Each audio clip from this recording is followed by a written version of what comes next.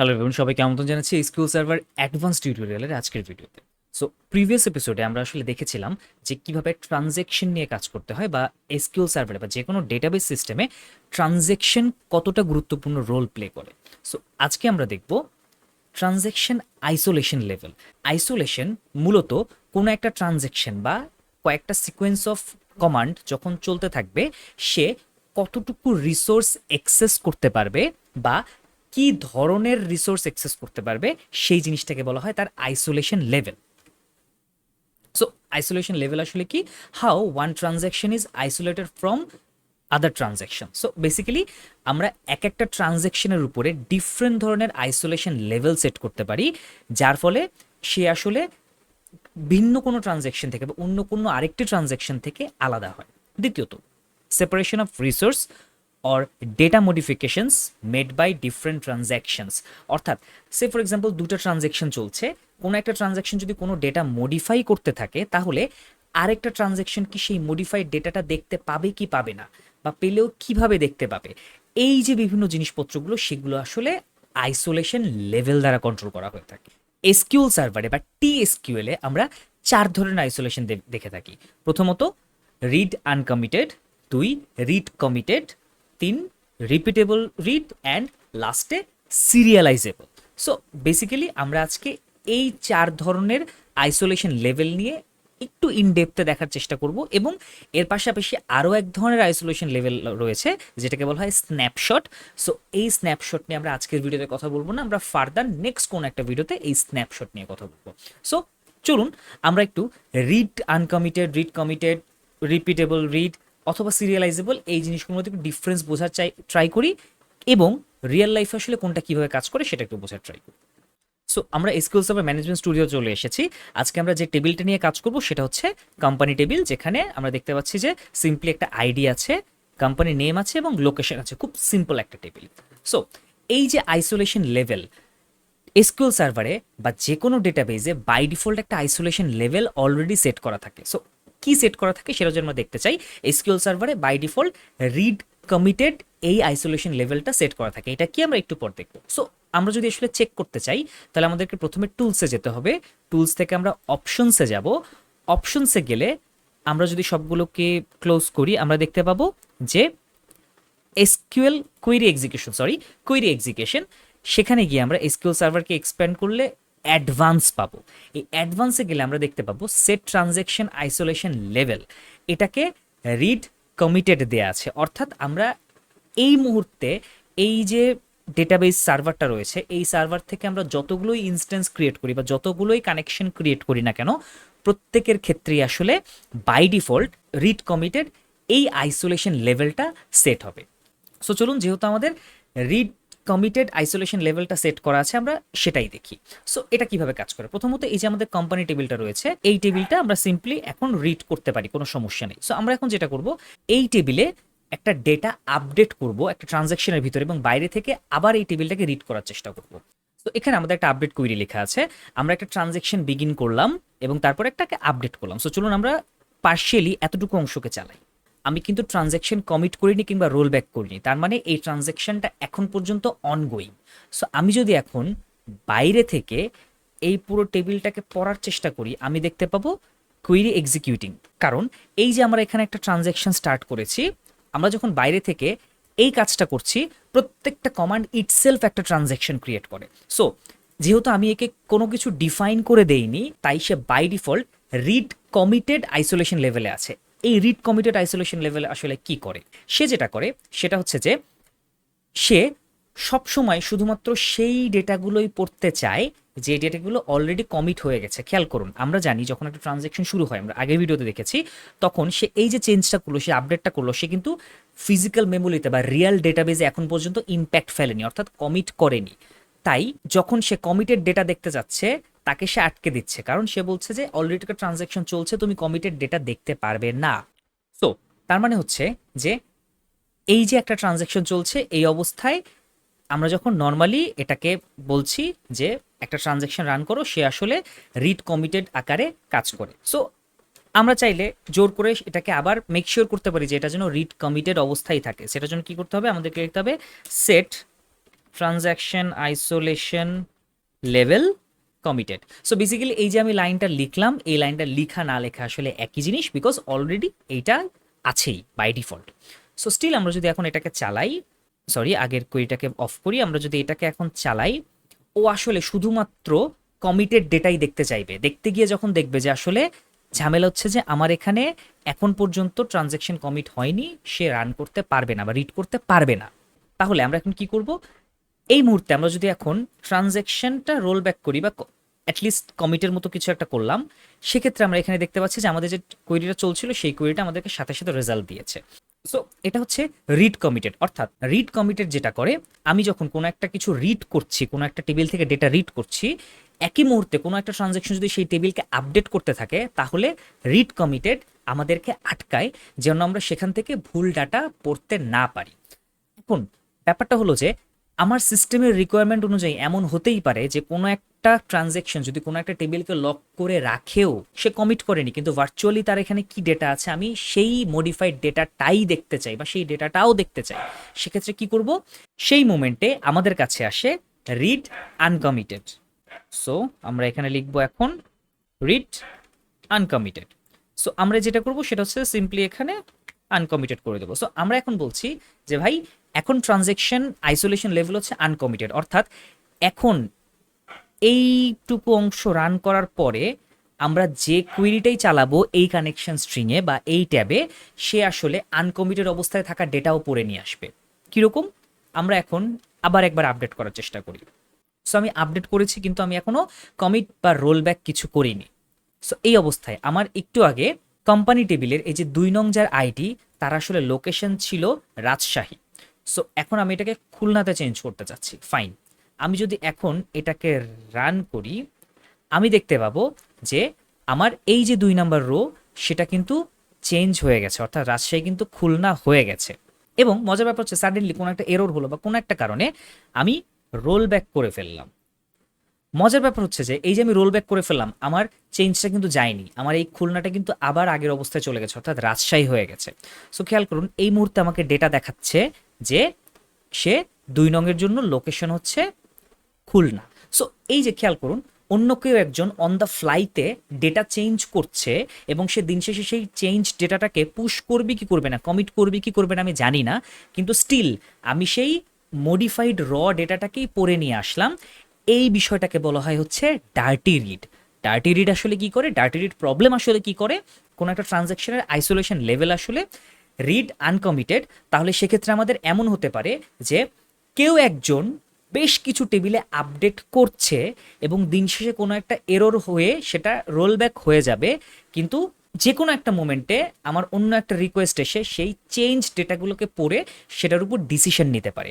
So এই বিষয়টাকে বলা হয় ডার্টি রিড, যেটা আমাদের ক্ষেত্রে হলো। আমরা যদি আমাদের অ্যাকচুয়াল টেবিলে দেখি, আমাদের অ্যাকচুয়াল টেবিলে কিন্তু এখনও আইডি 2 এর জন্য লোকেশন রাজশাহী, কিন্তু আমাকে এই সিস্টেম অলরেডি খুলনা দেখিয়ে দিয়েছে এবং ডেফিনেটলি আমাদের সিস্টেমে কিন্তু এটা একটা অ্যাম্বিগুয়াস ডেটা বা একটা করাপ্টেড ডেটা হিসেবে শো করবে। This is called dirty read. Read uncommitted isolation level, এটা আসলে ডার্টি রিড এই প্রবলেমটাকে অ্যারাইজ করে।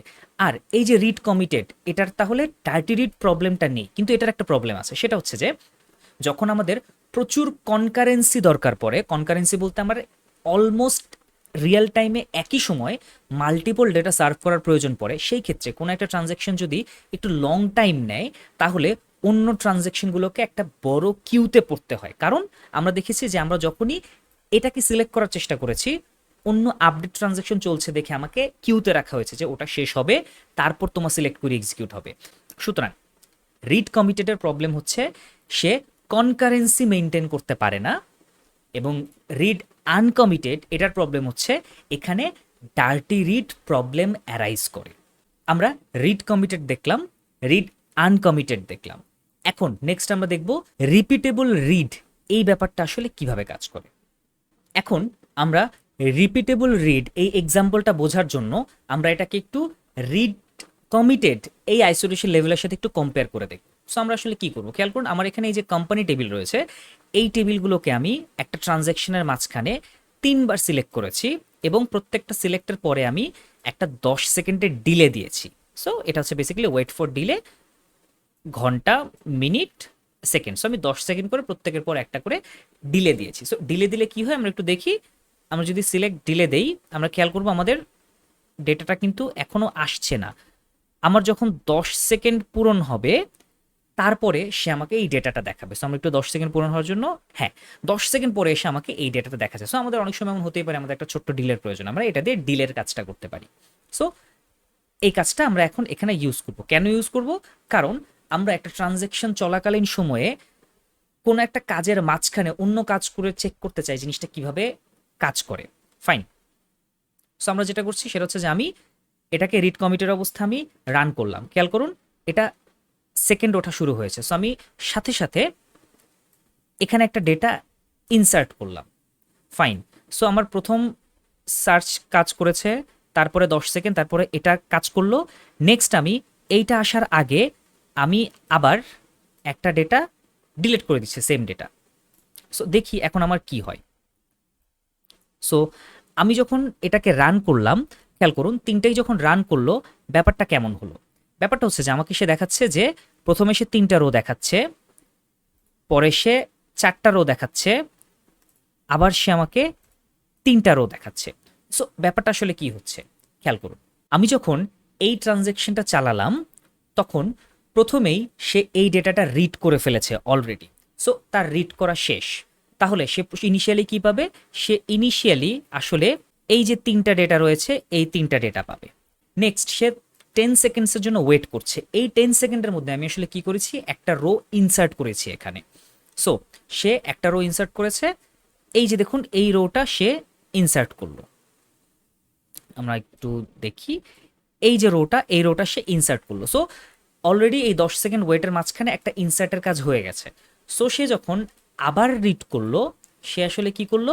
সে রিড করে আমাকে 4টা রো দেখাচ্ছে। নেক্সট এইটা সিলেক্ট করার পরে যখন সে আবার 10 সেকেন্ডের জন্য ওয়েট করছে, সেই মোমেন্টে আমি আসলে ডিলেট কুইরি চালিয়ে এই লাস্ট রোটাকে ডিলেট করে দিলাম। এবং তারপরে যখন সে আবার সিলেক্ট করলো কোম্পানি থেকে, সে দেখলো যে অলরেডি ডেটাটা গন। অর্থাৎ এখানে কি হচ্ছে খেয়াল করুন, একটা ফুল ট্রানজ্যাকশনের মাঝখানে আমরা মাল্টিপল টাইম রিড করছি এবং খেয়াল করুন এখানে আমরা একবার এক এক ডেটা পাচ্ছি।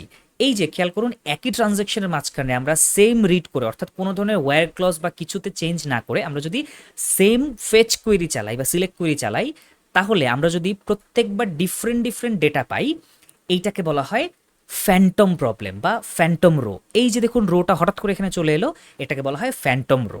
সো এই যে পুরো ব্যাপারটা সেম ট্রানজ্যাকশনের ভিতরে আমরা সেম সিলেক্ট কোয়েরি বারবার চালিয়ে যদি আমরা ডিফারেন্ট ডেটা পেতে থাকি, সেটাকে বলা হয় ফ্যান্টম প্রবলেম। তাহলে খেয়াল করুন রিড কমিটেডে যা কাজ ছিল সে কিন্তু করেছে, কারণ সে প্রথমবার রিড করলো, তারপর একটা ইনসার্ট হয়েছে এবং তারপরে আমি এই ইনসার্ট কোয়েরিটা চালিয়েছি। ইনসার্ট কোয়েরি চালানো মানে আসলে সাথে সাথে কমিট হয়ে যাচ্ছে। সো আমার ডেটাবেজে একটা ইম্প্যাক্ট পড়ে গেছে। সে 10 সেকেন্ড পর আবার যখন পড়ছে, সে ইম্প্যাক্ট পড়ার পরে যে কমিট হওয়ার পরে যে ডেটাটা এসেছে সেই ডেটাটা আমাকে দেখাচ্ছে। তারপরে আবার যখন 10 সেকেন্ড একটা ডিলে চলছিল, সেই সময় আমি একটা ডিলেট কুইরি চালালাম এবং ডিলেট কুইরি চালানোর ফলে ডেটাটা ডিলেট হয়ে গেল এবং ডিলেট কুইরি চালানো মানেই হচ্ছে অলরেডি কমিট হয়ে গেছে। সো এই 10 সেকেন্ডের মধ্যে একটা ডেটা ডিলেট হয়ে ডেটাবেস চেঞ্জ হয়ে গেছে, কমিট হয়ে গেছে, সেই কমিটেড ডেটাটাকে আমাকে দেখাচ্ছে। সো এই যে আইসোলেশন লেভেলটা, অর্থাৎ রিড, এই যে রিড কমিটেড আইসোলেশন লেভেল, এটা যা কাজ ছিল সে পারফেক্টলি কাজটা করছে।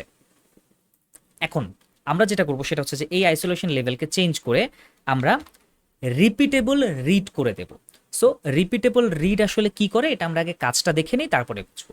সো আমরা একইভাবে এটাকে চালিয়ে দিলাম এবং কাউন্ট শুরু হয়েছে 10 সেকেন্ড হওয়ার আগেই আমরা যেটা করব সেটা হচ্ছে যে একটা ডেটা ইনসার্ট করে আসি। ফাইন। নেক্সট হচ্ছে আমি 10 সেকেন্ড হয়ে গেছে। এখন আমরা যদি ডিলেট করি, দেখতে পাবো এই ডিলেটটা এক্সিকিউট হচ্ছে না, এটা আটকে আছে। কেন? কারণ এখানে ট্রানজ্যাকশনটা দেখুন, এখানে যখন ট্রানজ্যাকশন 20 সেকেন্ড হলো, মানে পুরো 10 সেকেন্ড ওয়েট করে ফুল ট্রানজ্যাকশন শেষ হলো, তারপরে আমাকে এখানে দেখাচ্ছে 1 রো এফেক্টেড। অর্থাৎ রিড কমিটেডের ক্ষেত্রে আমি যখন ডিলিট করার চেষ্টা করছিলাম সেই ডেটাটা কিন্তু আমাকে ডিলিট করতে দেওয়া হচ্ছিল, কিন্তু এই যে রিপিটেবল রিড এটার ক্ষেত্রে কিন্তু আমাকে এই ট্রানজ্যাকশনটাকেই আটকে দেওয়া হচ্ছে। তাহলে ব্যাপারটা আসলে কি হচ্ছে আমরা একটু বোঝার চেষ্টা করি। প্রথমে সে একটা ডেটা রিড করলো, করে সে 3টা রোই পাওয়ার কথা, সে 3টা রোই পেয়েছে। ফাইন। তিনটা রোই পেয়েছে। নেক্সট সে 10 সেকেন্ড ওয়েট করলো, সেই 10 সেকেন্ডের মধ্যে একটা ডেটা ইনসার্ট হয়েছে এবং কমিট হয়েছে। সো এই যে সেই নতুন ডেটাটা যেটা ইনসার্ট হয়েছে। সো এই 10 সেকেন্ড ওয়েট শেষ হওয়ার পরে সে আরেকবার পড়লো, সেখানে সে 4টা রোই পেল। নেক্সট সে আবার 10 সেকেন্ডের জন্য ওয়েটে চলে গেল। মজার ব্যাপার হচ্ছে যে এই সময় আমরা যখন ডিলেট করতে চাচ্ছিলাম, ও কিন্তু আমাকে ডিলেট করতে দিচ্ছিল না। রিজনটা কি? যখন কোনো একটা ট্রানজ্যাকশন চলতে থাকে সে আসলে পুরো টেবিলটাকে লক করে না, সে চেষ্টা করে যে তাকে যে কোয়েরিটুকু চালানো হয়েছে সেই কোয়েরিটুকু যতটুকু টেবিলকে নিয়ে কাজ করে শুধুমাত্র সেই অংশটুকুকে সে লক করে রাখে। খেয়াল করুন, যখন আমি তাকে ট্রানজ্যাকশন মাঝখানে সিলেক্ট অল বলি, সে একটা টেবিলকে 3টা রো হিসেবে চিন্তা করে 3টা রোকে লক করে ফেলে। পরবর্তীতে এই 10 সেকেন্ড ওয়েটের মাঝখানে আমি যখন একটা নতুন রো ইনসার্ট করছি, অর্থাৎ 4th রোটা ইনসার্ট করছি, একটু আগে যখন রিড কমিটেড ছিল সেটার ক্ষেত্রে কিন্তু সে ওই 3টা রো এর পরে 4 নাম্বার রোটাকে সে সিলেক্ট করতো না, সে 4 নাম্বার রোটাকে ধরতোই না, কারণ তাকে আসলে বলা হয়নি যে নতুন যদি কোনো রো আসে তুমি সেটাকে তোমার মাঝে ইনক্লুড করে নাও। সে ইনিশিয়ালি চিন্তা করেছে ওকে সিলেক্ট অল মানে আসলে 3টা রো, আমাকে অলওয়েজ 3টা রোই লক করে রাখতে হবে। সো এই 3টা রোর মাঝখানে আমি কিছু করতে দেব না। কিন্তু রিপিটেবল রিডের মজাটা হচ্ছে যখন 10 সেকেন্ড ডিলের মাঝখানে একটা নতুন রো এসেছে, রিপিটেবল রিডের কারণে সে আসলে বারবার খুঁজতে থাকে যে নতুন কিছু এসেছে কিনা। সো সে যখন দেখে নতুন একটা রো এসেছে, সে সেই রোটাকেও নিজের মধ্যে ইনক্লুড করে নেয় এবং এই যে যখন এখানে সিলেক্ট অল আবার হয়, সে এই নতুন রোটাকেও নিজের মাঝে ইনক্লুড করে এবং সেটাকে লক করে রাখে। যার ফলে এই ডিলের সময় আমরা যখন সেটাকে ডিলিট করার চেষ্টা করি 4th রো যেটার আইডি 6, যেহেতু সেই রোটা অলরেডি লক হয়ে আছে, অ্যাজ আমরা রিপিটেবল রিড ব্যবহার করছি যার কাজ হচ্ছে নতুন রো এলে সেটাকেও লকের আন্ডারে নিয়ে আসা, সে নিজেকে লক করে রেখেছে, ফলে আমরা ডিলিট করতে পারছিলাম না। সো এটার ফলে কি হচ্ছে? সেম জিনিস, আমরা একটা ট্রানজ্যাকশনের মাঝখানে 3টা সেম সিলেক্ট কুইরি লিখে আমরা ডিফারেন্ট ডেটা পাচ্ছি। একবার 3টা রো পাচ্ছি, বাকি টাইমগুলো আমরা 4টা রোই পাচ্ছি। এখন প্রশ্ন হচ্ছে যে আমরা লাস্টে 4টা রো কেন পেলাম? 4টা রো পেলাম কারণ হচ্ছে এই ট্রানজ্যাকশনটা শেষ হওয়ার পরে গিয়ে আমার এই ডিলেট কুইরিটা এক্সিকিউশন শেষ হয়েছে। তাই সে যখন আমাকে ফেচ করে দেখিয়েছে তখন কিন্তু তার আসলে 4টা রোই ছিল, তাই সে আমাকে 4টা রো দেখাচ্ছে। সো এই হচ্ছে রিপিটেবল রিড। অর্থাৎ রিপিটেবল রিডে যেটা হয় সেটা হচ্ছে যে নতুন নতুন রো যদি আমরা ইনসার্ট করতে থাকি ট্রানজ্যাকশনের মাঝখানে, সে নতুন রোগুলোকে নিজের ট্রানজ্যাকশনের লকের আন্ডারে নিয়ে আসার চেষ্টা করে। সো এবার একই এক্সাম্পল সিরিয়ালাইজেবল রিডের ক্ষেত্রে করব, দেখব আমরা সিরিয়ালাইজেবলের ক্ষেত্রে কি হয়। সো আমরা set transaction isolation level serializable. তো এবার আমরা একটা কাজ করি, সেটা হচ্ছে যে আমরা এটাকে পুরোটাকে রান করি। রান করে আমরা সাথে সাথে আবার একটা ডেটা ইনসার্ট করতে চাই। খেয়াল করুন ও আমাকে ইনসার্টও করতে দিচ্ছে না। সো কেন? কারণ ওর এই যে পুরো ট্রানজ্যাকশনে আসলে 3বার কোয়েরি এক্সিকিউট করতে হবে, তার মাঝখানে 20 সেকেন্ড ডিলে আছে। এই পুরো 20 সেকেন্ড শেষ হবে 18 সেকেন্ড, 19 সেকেন্ড, 20। এখানে যখন ডেটা এলো, এরপরে আমি এখানে গেলে দেখতে পাবো আমাকে 1 রো এফেক্টেড দেখাচ্ছে। সো ব্যাপারটা আসলে কি?